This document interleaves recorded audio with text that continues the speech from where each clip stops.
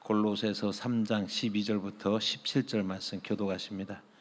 그러므로 너희는 하나님이 택하사 거룩하고 사랑받는 자처럼 긍휼과 자비와 겸손과 온유와 오래 참음을 옷 입고 누가 누구에게 불만이 있거든 서로 용납하여 피차 용서하되 주께서 너희를 용서하신 것 같이 너희도 그리하고 이 모든 것 위에 사랑을 더하라. 이는 온전하게 매는 띠니라.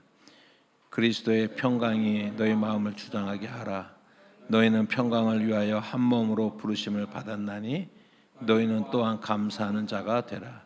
그리스도의 말씀이 너희 속에 풍성히 거하며 모든 지혜로 피차 가르치며 권면하고 시와 찬송과 신령한 노래를 부르며 감사하는 마음으로 하나님을 찬양하고 또 무엇을 하든지 말에나 일에나 다 주 예수의 이름으로 하고 그를 힘입어 하나님 아버지께 감사하라. 아멘. 아멘. 골로새서 3장에 있는 이 말씀은 이제 바울이 신인류로서 그리스도인들이 어떠한 성품과 어떤 특징을 가지고 이 땅을 사는 사람들인가라고 하는 것을 말씀을 하고 있습니다.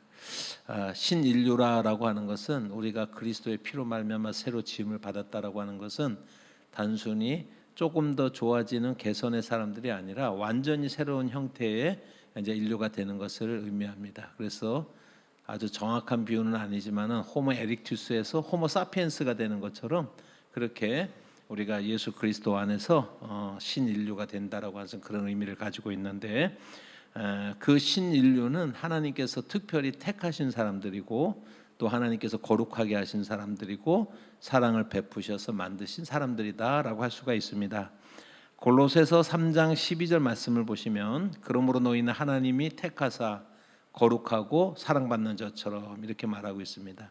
하나님이 택하사 그리고 우리를 거룩하게 하시고 거룩하게 하신다라고 하는 것은 구별하신다라고 하는 것을 말하죠. 사랑을 받는 자처럼 이렇게 말씀을 하고 있습니다. 오늘 예배를 위해서 우리가 모인 우리가 누구인가? 우리가 좀 질문을 바꿔서 얘기하면 오늘 예배를 드리기 위해서 모인 나는 누구인가? 하나님 앞에서 또 나의 존재는 무엇인가라고 하는 그런 질문이 우리 가운데 있어야 되는 것입니다. 그래서 우리는 새 사람인데 어떻게 우리가 새 사람이 됐냐면 하나님의 택함을 입었다라고 하는 거예요. 우리는 하나님의 택함을 입은 백성이다라고 하는 자각이 우리 가운데 있어야 되는 것입니다. 두 번째로 보면은 하나님을 위해서 세상에서 구별되어진 그것을 거룩이라고 표현하는데 거룩한 사람으로 우리가 살고 있는지 우리가 자문을 해야겠고 그리고 마지막 세 번째로는 우리는 하나님의 사랑을 받고 있다는 사실을 우리가 얼마나 잘 느끼고 있는가 하는 것을 우리가 좀 생각을 해야 되는 것입니다. 우리가 어릴 적부터 부모님의 사랑을 많이 이렇게 받은 사람은 자존감이 높습니다. 그래서 겉으로 볼 때 별거 없는 것 같은데도 굉장히 자기에 대한 자존감이 굉장히 높기 때문에 흔들리지 않는 것을 볼 수가 있어요. 그런데 어떤 사람들은 굉장한 실력과 굉장한 지혜에 올랐음에도 불구하고 자존감이 항상 낮아서 문제가 되는 경우를 보게 됩니다. 그것은 이제 얼만큼 우리가 사랑을 받았느냐라고 하는 것에 의해서 많이 결정이 되어지는데 혹시 우리가 육신의 부모로부터 우리가 그렇게 사랑을 많이 받지 못한 사람이라고 할지라도 우리의 자존감은 하나님으로부터 말미암기 때문에 하나님은 우리를 어떻게 하시는 거예요? 사랑하시는 분이. 우리를 얼마나 끝까지 사랑하시는 분이기 때문에 부모로부터 우리가 사랑을 받지 못해서 자존감이 낮아졌다면 그래서 우리가 회복할 수 있는 거의 유일한 길은 하나님으로부터 사랑을 우리가 무한대의 사랑을 받고 있다라고 하는 것을 깨달을 때 그 은혜를 깨달을 때 우리는 그 자존감을 회복할 수가 있는 것입니다. 그래서 하나님이 우리를 택하셨습니다. 우리를 거룩하게 하셨습니다. 그리고 우리를 사랑하셨습니다라고 하는 것을 고백하는 사람은 그 안에 내면화되는 성품화되는 것이 그 속성들이 있는데 긍휼히 여길 수 있게 되고 자비하고 겸손하고 온유하고 오래 참음으로 우리가 성품화돼서 우리가 그런 사람이 되는 것입니다. 그런데 이런 성품을 가진 사람들만 그 성품이 겉으로 드러나는 그 삶의 특징이 나타나요. 그래서 그 특징이 뭐냐면은 첫 번째로 보면은 다른 사람들을 용납하고 용서할 수 있는 사람이 되는 거예요. 두 번째로 보면은 사랑하는 삶을 살 수가 있는 것이고, 세 번째로 보면은 감사하는 삶을 살 수가 있다라고 하는 것이 골로새서 3장 전체에서 말씀을 하고 있는 그러한 내용이다라고 하는 것입니다. 성경에서 말하고 있는 용납하라라고 하는 것은 다른 사람들하고 다르기 때문에 용납하라라고 하는 것이 나오는 거예요. 나하고 똑같으면 용납할 필요가 없잖아요. 그냥 그대로 받아들이면 되는 것이지만, 용납하라라고 말하는 것은 그것은 그리고 성경에 보면 누가 누구에게 불만이 있거든 서로 용납하라라고 이렇게 말을 하고 있습니다. 용납하라라고 하는 것은 우리가 다른 사람들이다라고 하는 거예요. 다른 사람들끼리 모여 있으면은 항상 불만은 있을 수도 있다라고 하는 것입니다. 그랬을 때 그것을 우리가 어떻게 처리하는 것이 세 사람의 성격 특성이냐면, 그것을 우리가 용납할 수 있게 되는 거예요. 다른 사람의 다름을 용납할 수 있게 되는 것입니다. 그리고 그것을 용서할 수 있는 그러한 단계까지 나아갈 수가 있는 것입니다. 오늘 우리가 그 세 번 사랑하는 삶에 대해서 함께 나누기 위해서 우리가 하는데, 골로새서 3장 14절의 말씀을 보면 이렇게 말씀합니다. 이 모든 것 위에 사랑을 더하라. 이는 온전하게 매는 띠니라 라고 이렇게 말씀하고 있죠. 용서하고 용납하고 용서하라라고 하는 거예요. 그 위에 사랑을 더하라라고 이렇게 말씀을 이렇게 설명할 수가 있어요. 교회 안에서 우리가 또 사회생활을 할 때, 또 가정 안에서 우리가 서로 용납하고 용서하는 것은 이미 갈라진 그 상처 위에다가 약을 잘 발라주는 것이라고 할 수가 있다면, 그러면 사랑이라고 하는 것은 약을 잘 발라준 후에 상처를 잘 싸매주는 것과 같다라고 할 수가 있어요. 그게 사랑이라고 할 수가 있는 것입니다. 저는 농부는 아니지만은 젖붙이기라고 하는 것이 있는데, 그건 뭐냐면 여러분 서로 다른 성질의 나무를 이렇게 붙이는 것이죠. 돌감람나무 위에다가 돌배나무 위에다가 배나무의 그 가지를 이렇게 젖붙이기를 해서 그 전체가 이제 그 배나무가 되게 하는 그런 것 같은 것을 젖붙이기라고 얘기를 하는데, 젖붙이기를 하는 과정을 보면은 원래 이제 젖붙이는 젖가지라고 하는 것이 있어요. 조그만 이제 가지가 있으면 그걸 이렇게 밑에를 깎아주고, 그리고 나서 민나무라고 하는데, 우리가 젖붙일 나무에다가 살짝 이렇게 약간 틈을 내서 젖가지를 끼워줍니다. 끼워줘서 그것을 잘 뭉쳐준 다음에 그 다음에 그대로 놔두면 저절로 붙어지는 게 아니라 칭칭칭칭 감아줘야 돼요. 이렇게 감아주고 이제 시간이 지나가면 그 두 다른 성격의 그 나무가 이제 하나가 돼서 온전한 이제 과일 나무가 되고 또 온전한 나무가 되는 것을 보게 되는 것입니다. 오늘 읽은 본문의 14절의 말씀을 보면 사랑이 우리의 인간관계를 온전하게 메워주는 띠다라고 이렇게 말하고 있는 거예요. 그러니까 용납하고 받아들이는 것 나아가서 사랑을 할 때 우리가 온전하게 매는 띠로서 우리가 완전한 관계를 맺을 수가 있다라고 하는 것입니다. 사랑의 줄로 묶어야 된다는 것은 역설적으로 우리가 다르다라고 하는 것을 말하는 거예요. 역시 마찬가지예요. 다르기 때문에 우리가 묶어줘야 될 필요가 있다라고 하는 것입니다. 지난 11월 4일 날 이게 경북 봉화군에서 그 아이언 채굴 광산에서 매몰 사고가 일어났죠.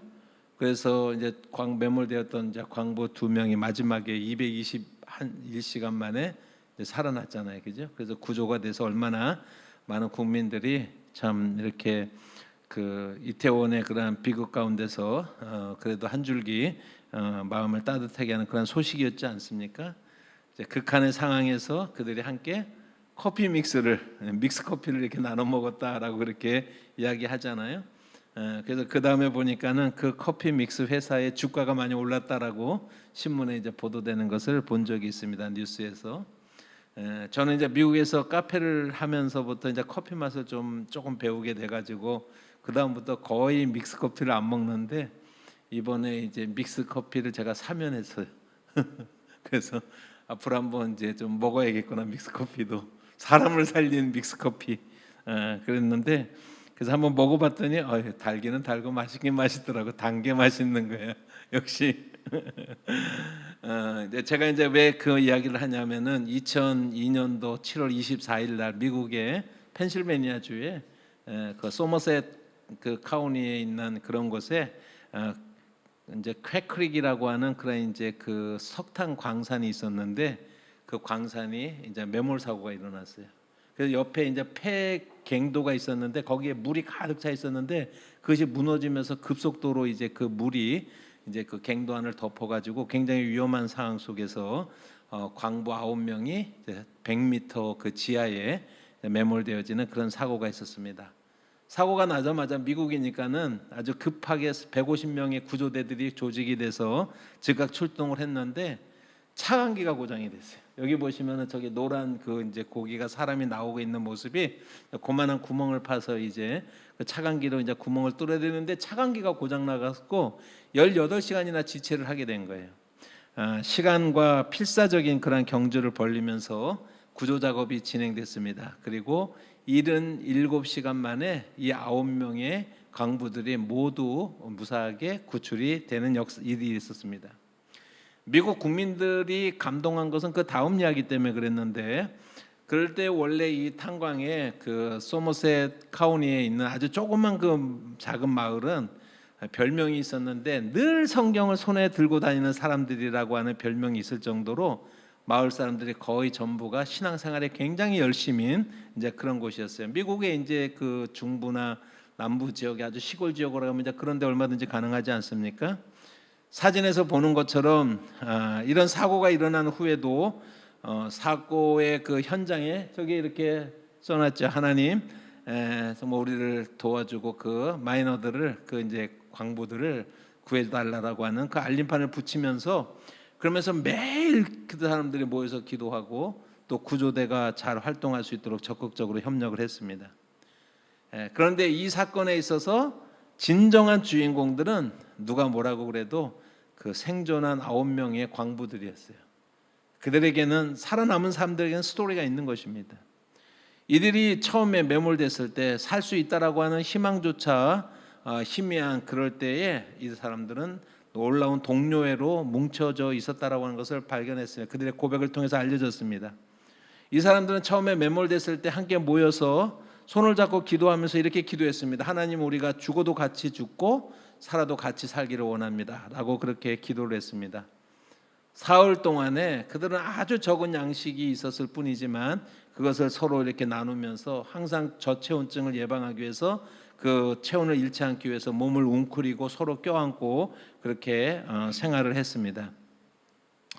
사람들은 이 사람들이 이렇게 구출이 된 것은 이들의 신앙과 강력한 그 9명의 공동체적 사랑이 기적을 이끌어냈다라고 그렇게 이야기를 했습니다.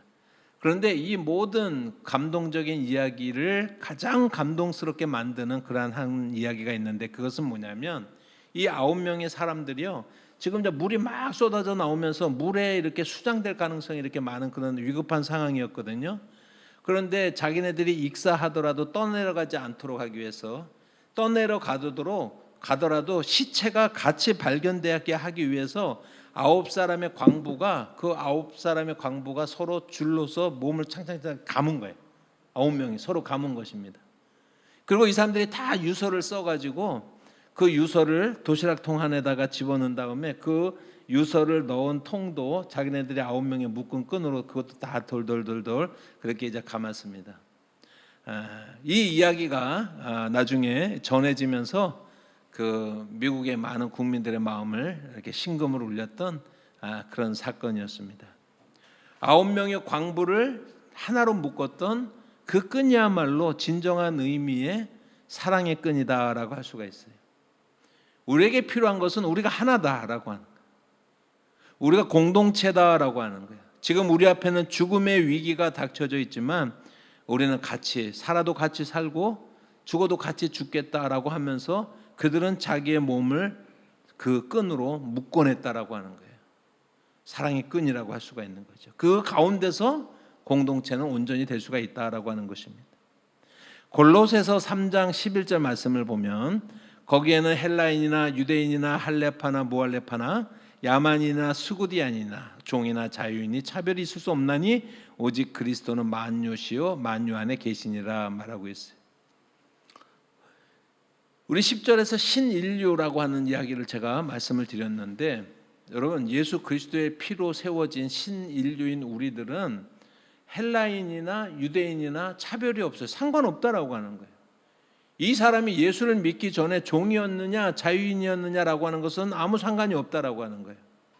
아주 재미있는 표현이 뭐냐면 야만인이나 스구디아인이나라고 이렇게 말하고 있는데, 성경에서 스구디아인이라고 한글 성경에 표현되어 있는 것은 우리 한국 사람들에게 익숙한 것은 스키타이 사람들을 말하는 거예요. 스키타이라고 하는 것을 말합니다. 흑해 주변에 있는데 1세기 그레코 로만 시대 때 그 스키타이는 야만인들 중에서 가장 잔인한 그런 야만인들로 그렇게 평가되어지고 있는 그런 사람들이었어요.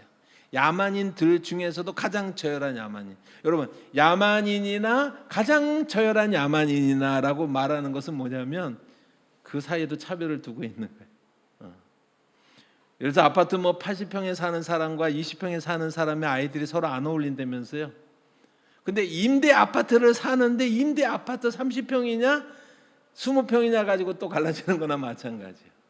이게 우리 인간의 죄성이에요. 이게 인간의 속성이지만 그리스도의 피로 우리를 불러내셨다라고 하는 것은 뭐냐면 그런 모든 것들이 그리스도 안에서는 그런 구분들이 아무 상관이 없다라고 하는 것입니다.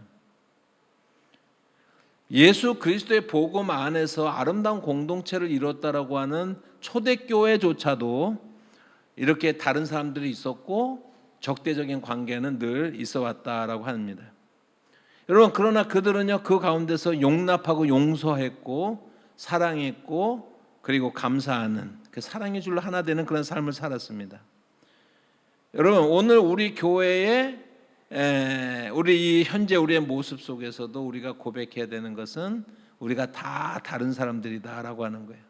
나이도 다르고 성별도 다르고 가치도 다르고 생활 형편도 다르고 삶을 걸어왔던 궤적도 다르고 다 다른 사람들이 있지만은, 그러나 우리를 하나로 묶어주는 공동된 끈은 뭐냐면 예수 그리스도의 십자가와 보혈로 구원을 받은 새로운 피조물이라고 하는 그런 공동점을 우리가 가지고 있는 거예요.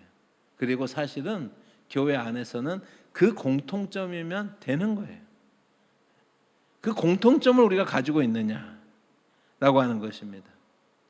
앞에서 언급했던 그 쾌크리시라고 하는 그 석탄 강산에서 구조가 성공적으로 끝났을 때 모든 미국의 매스컴들이 그에 대해서 이제 말하고 있는데, 그 중에서 신문 한 중에 헤드라인이 팀에는 아이가 없다라고 하는 There is no I in team이라고 하는 그런 이제 그 제목이 그 헤드라인이 그렇게 붙어 있었습니다. 원래 이 말은 이제 팀 플레이를 위주로 하는 운동 경기에서 자주 사용하는 말입니다. 제가 아는 기억하는 한 이 말을 가장 강력하게 사용한 사람이 미국의 프로농구의 NBA의 그런 감독이었던 필 잭슨이라고 하는 사람이 이 말을 가장 강력한 방법으로 사용을 했어요. 팀에는 아이가 없다. TEAM, 거기는 아이가 없다라고 하는 것입니다. 시카고 불스와 LA 레이커스의 그 감독을 지낸 그 필 잭슨이 시카고의 90년대 시카고 불스의 90년대에 전성기를 이끌었었던 그런 이제 감독이죠. 필 잭슨의 별명이 뭐냐면 잼 마스터였어요. 그러니까 도사였어요. 잼 마스터라고 하는 별명을 가지고 있어요. 운동 감독이, 스포츠 팀의 감독이 별명이 도사야. 잼 마스터였습니다. 필 잭슨이 잼 마스터라고 하는 별명을 얻기까지 여러 가지 에피소드들이 있는데, 그가 시카고 불스의 감독으로 있을 때 그에게 지도를 받는 그런 선수들이 누구냐면은 농구 황제 마이클 조던, 스코티 피핀, 그 다음에 리바운드 왕이라고 하는 데니스 로드만이라고 하는 그 북한에 김정은 생일 있으면 가가지고 생일 잔치하는 그 이상한 사람 있죠. 그 사람이 사실은 굉장히 유명한 농구 선수예요. 리바운드 왕이었어요. 그러니까 슈퍼스타들 3명을 데리고 있었습니다.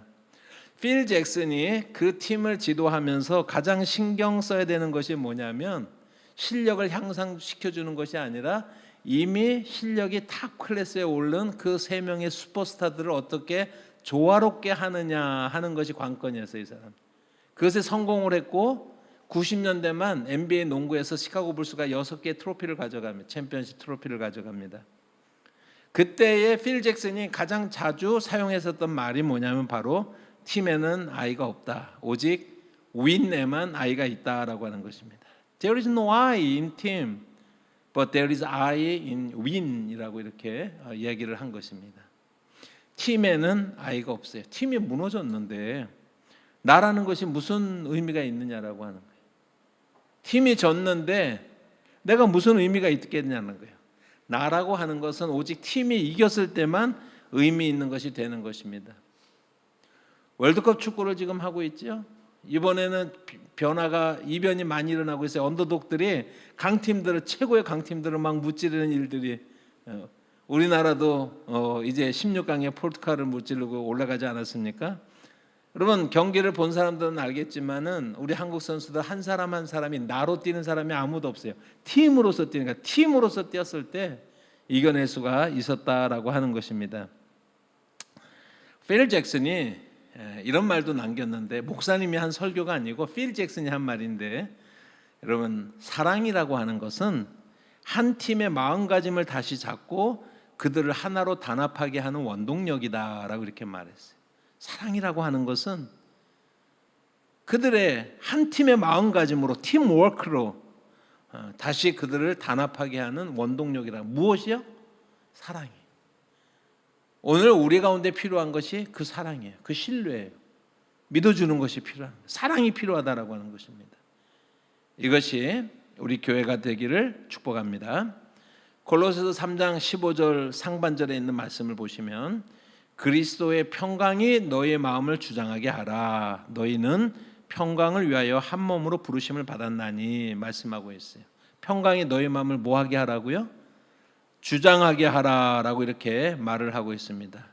이 주장하게 하라라고 하는 말은 게임을 통제하는 저지, 심판에서부터 파생한 단어예요. 그래서 상황을 통제하라, 상황을 결정하라라고 하는 그런 의미를 가지고 있는데, 그러니까 그리스도의 평강이 너의 마음을 주장하게 하라라고 하는 말씀은 그리스도인들 사이에서 차별이나 어떤 불평이나 갈등이나 이런 일들이 생길 수 있어요. 이런 것들이 생겼을 때 우리가 마음속에서 생각나는 그대로, 날 것 그대로, 그냥 마음속에 있는 것 그대로 다 퍼붓는 것이 아니라 그런 상황 속에서 어떻게 하라는 거예요? 평강이 상황을 통제할 수 있도록 해라라고 하는 거예요. 평화, 평강 다 똑같은 말입니다. 여러분 인간관계 속에서 갈등을 할 때 여러분 우리 서로가 사실은 마음이 평화가 깨지는 거예요. 한쪽만 깨지는 게 아니라 양쪽이 깨지는 거예요. 공동체 안에 갈등이 있을 때 양편이 마음이 다 깨지는 것입니다. 그 말은 내 마음도 불편해진다라고 하는 것입니다.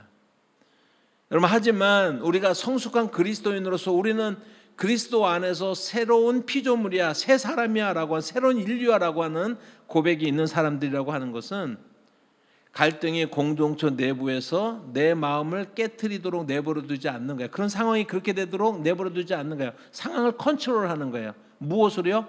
평안으로서 상황을 컨트롤하는 거예요. 그래서 그 평화로움은 갈등이 선을 넘지 못하도록 그렇게 하는 힘이 있다라고 말씀을 할 수가 있는 것입니다. 초대교회를 여러분들이 보시면 사도행전 6장에 보면 구제하는 일들 때문에 서로 이렇게 싸움이 갈등이 생겼어요. 구제하는 일들 때문에. 그러니까 초대교회 그 아름다운 교회인데 갈등이 있었어요? 없었어요? 그때도 갈등은 있었어요. 인간관계 속에서 갈등은 항상 있기 마련이지만 여러분 사도들은 어떻게 그 갈등을 처리했습니까? 자기의 있는 날 것 그대로의 그 모습을 드러내면서 그 문제를 해결하는 것이 아니라 그 일에 정말 전념할 수 있는 집사들을 세우고서 그리고 사도들은 우리는 기도와 말씀에 전념하겠다라고 이렇게 한 발자국 물러서는 거예요. 그러니까 겸손과 양보의 방법으로 평화를 유지했던 것입니다. 복음이 이제 전해지면서 소아시아 지역을 통과하고 그리고 유럽까지 복음을 전해지면서 유대인 그리스도인들이 생겨났는데 유대인 그리스도인들 중에서도요 히브리파 유대인이냐 헬라파 유대인이냐라고 하는 것으로 갈라졌어요. 우리 이민사회에 젊은이들이 다니는 학교로 치면은 그 사람이 코리안 아메리칸으로서 이제 나중에 온 건지 아니면 거기서 태어난 2세인지 이제 이런 것 때문에 자꾸 이제 갈라지는 그런 일들이. 근데 유대인 그리스도인이 다 유대인 그리스도인이 됐는데 헬라파냐? 그러니까 그러니까 오래전에 이민 간 사람들이냐, 히브리파냐, 아니면 이스라엘의 전통을 그대로 유지하려고 하는 그런 사람들이냐에 따라서 갈라져 있습니다. 누가 누구에게 불만이 있는 상태죠. 그런데 초대교회는 그것을 어떻게 잘 해결했냐면 그것을 예루살렘 공의회라고 하는 것을 통해서 잘 해결을 했습니다. 그래서 할례를 헬라파 유대인들에게 강조하지 않기로, 그리고 헬라 사람들에서 개종한 사람들에게 강조하지 않기로 그렇게 잘 해결을 했다라고 하는 것입니다. 여러분, 우리는 이제 우리의 또 직장 생활이나 우리의 세상 속에서 또 우리의 가정 속에서 우리도 갈등이 있을 수도 있어요.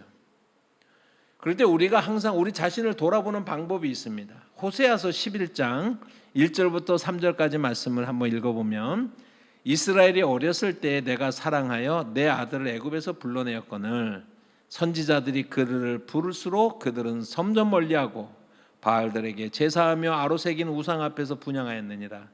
그러나 내가 아브라함에게 걸음을 가르치고 내 팔로 안았음에도 내가 그들을 고치는 줄을 그들은 알지 못하였도다 라고 이렇게 말하고 있습니다.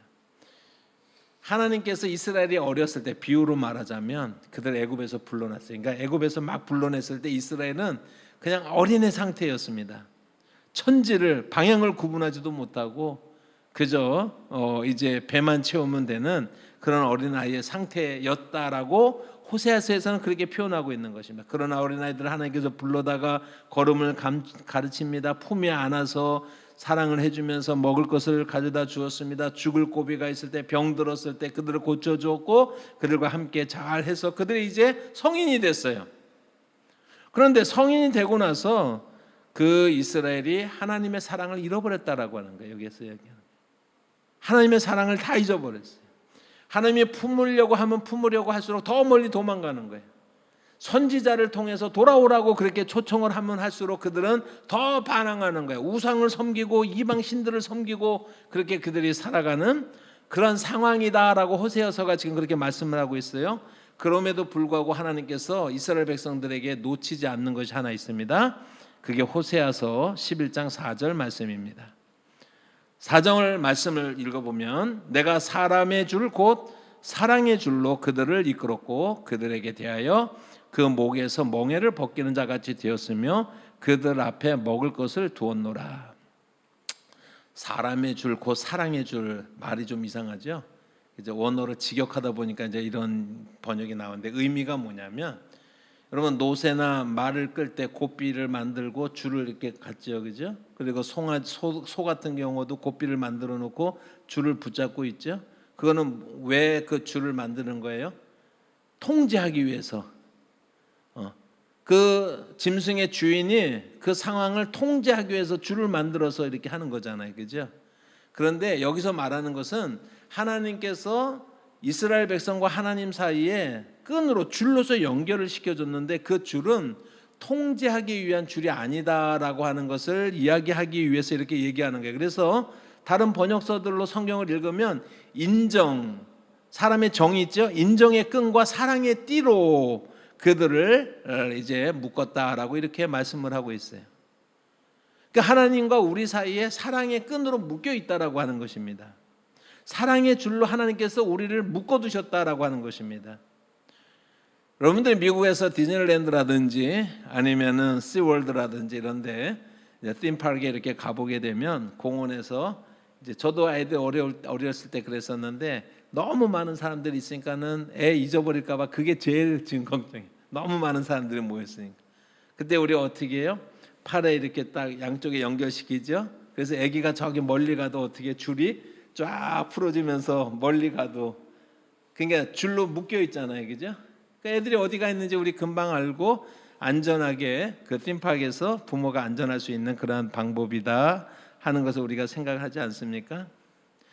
여러분, 아이가 아무리 제멋대로 다녀도 그런 상태에서는 어떻게 되는 거예요? 줄로서 우리가 시킬 수도 있고 좀 진정하라고 할 수도 있고 여러 가지 방법으로 우리가 아이들을 이렇게 이제 우리가 통제할 수도 있고 이제 그렇게 되는 것입니다. 그것이 줄의 역할이다라고 하는 거예요. 그거는 그 아이를 통제하고 강압하기 위한 방법이에요. 사랑의 줄이에요. 사랑의 줄인 것처럼 그렇게 하나님께서 하나님과 우리 사이에 사랑의 줄로 하나가 되게 했다. 그것이 줄의 역할이다라고 하는 것입니다. 곤충을 연구한 곤충학자 중에 베스타인이라고 하는 그런 사람이 어떤 거미에 대해서 연구를 하고 관찰을 하다가 아주 흥미로운 사실을 발견했어요. 이 거미는 아주 작은 나뭇가지나 그렇지 않으면은 울타리 덤불에 울타리를 이렇게 만들어 놓고 새끼를 거기다 부화를 해요. 그래도 먹이 활동을 해야 되잖아요. 그러니까 거미가 밖으로 이렇게 먹이 활동을 해서 울타리를 벗어나는데, 근데 새끼들에게 무슨 일만 있으면은 그 어미들이요 쏜살같이 돌아오는 거예요. 그러니까 베스타인이 그 현상을 자세히 관찰을 하고 나서 밝혀낸 것이 있었습니다. 그것이 뭐냐면, 여러분 그 울타리 안에 그 새끼 거미들이 있는데 그 새끼 거미들에는 비단줄 같이 아주 가는 그 줄이 어미 거미들하고 다 연결되어 있는 거예요. 각자 다 연결이 되어 있는 거예요. 그래서 먹이 활동을 위해서 어미가 나갔지만은 만약에 새끼가 있는 그 울타리 안에 무엇이 침범해 오거나 그러면 새끼들이 움찔움찔 하잖아요. 그렇게 되면은 그게 선으로 연결되어 있기 때문에 그 어미 거미가 금방 와서 상황을 통해서 새끼들을 보호하려고 하는 그런 것들을 발견을 해냈습니다. 하나님의 사랑의 줄이 이와 같다라고 하는 것이죠. 오늘 저와 여러분들, 저와 여러분들과 하나님 사이에 사랑의 끈이 맺어 있는 거예요. 하나님은 언제든지 우리에게 달려올 준비를 갖추신 분이에요. 언제든지. 그분이 우리 하나님이시다라고 하는 거예요. 그래서 하나님은 사랑의 줄로 우리를 이끌었다라고 이렇게 말씀을 하고 있습니다. 하나님과 우리 사이에 사랑의 끈을 통해서 하나님이 우리를 보호하시고 인도하신다면 우리도 우리 공동체 안에 그 사랑의 줄로 하나 되는 것이 당연하지 않겠느냐라고 하는 것입니다. 펜실베니아의 그 서머셋의 그 석탄 광부들이 서로를 묶음으로써 죽어도 함께 죽고 살아도 함께 살겠다라고 하는 결단을 내린 것처럼 이 시간에 우리 모두가 다 나를 죽이고 팀으로서 우리가 함께 세워져 가기를 주님의 이름으로 소원합니다. 하나님과의 사랑의 줄로 연결된 우리 모두가 서로가 서로를 향하여 평안의 줄로서 우리가 겹겹이 우리 단단하게 우리가 메어서 주님의 이름을 높여드리는 그런 공동체가 되어지기를 주님의 이름으로 축복합니다. 팀에는 아이가 없어요. 오직 윈에만 아이가 있습니다. 기도하겠습니다.